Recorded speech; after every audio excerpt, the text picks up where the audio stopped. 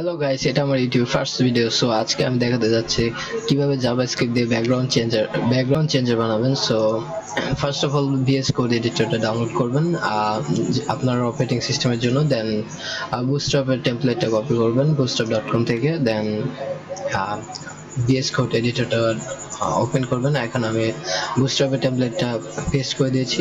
দেন আমার এখানে আমি লিংক করে নিয়েছি আমার জাভাস্ক্রিপ্ট ফাইলটা, বিকজ আমার জাভাস্ক্রিপ্ট ফাইলটা আমার এক্সটার্নাল ফাইলে আছে।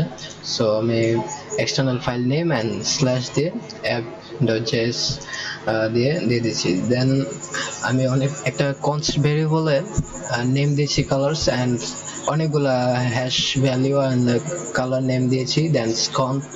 দেন আমি কনস্ট ভেরিয়েবলের নেম দিয়েছি btn অ্যান্ড এটা একটা query selector document dot get element by ID btn। এই সিলেক্টরের মাধ্যমে অনেকগুলো সিলেক্টর রয়েছে, যেমন query selector all, document dot get element by ID, class name. So আমি এটা সিলেক্ট করেছি btn।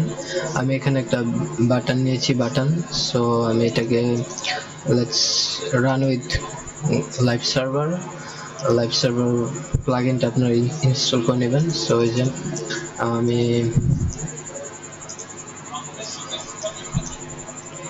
আমি লাইভ সার্ভারে ওপেন করলাম। দেন এই যে বাটনটা নিয়েছি, এটা বুটস্ট্র্যাপ বাটন। এটার মধ্যে আইডি দিয়েছি btn and class all is bootstrap class, display flex and margin auto justify content center btn warning। দেন আমি এখানে নিয়েছি btn add event listener।